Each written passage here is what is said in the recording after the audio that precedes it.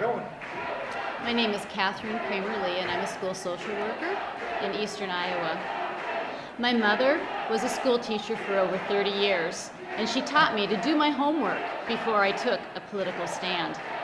So I've done some research on the economic impact of collective bargaining that I would like to share with you as you consider House File 291. I share this in good faith, believing that you are my representatives and are willing not only to listen, but to carefully and mindfully consider how your vote on this matter will impact the people of Iowa. I believe there is common ground.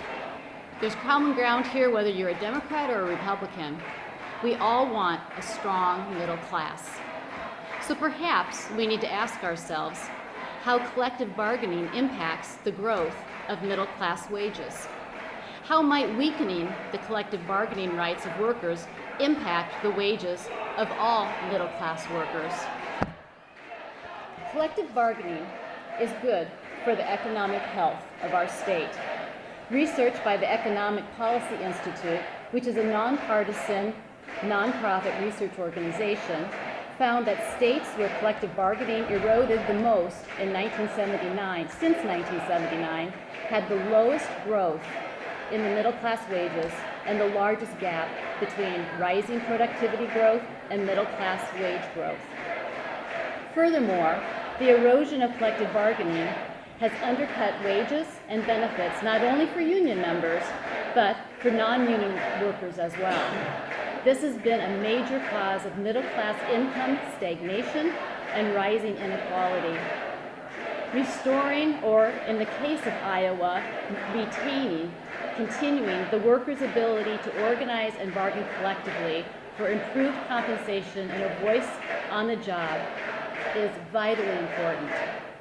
I urge you to consider the economic ramifications of this legislation and oppose House File 291. If you are not ready to oppose House File 291, I encourage you to slow down this process so that you can do your homework before voting. Keep in mind that Chapter 20 took years to create and was a collaborative effort that crossed party lines and included labor and management. It has been in place and working for 40 years. It seems to me that we owe our children, we owe our hard-working educators, we owe middle-class Iowans, and all who are impacted by this law, a full and complete examination of the ramifications, including the possible unintended consequences of House File 291 before voting on it. Do your homework. What's the rush?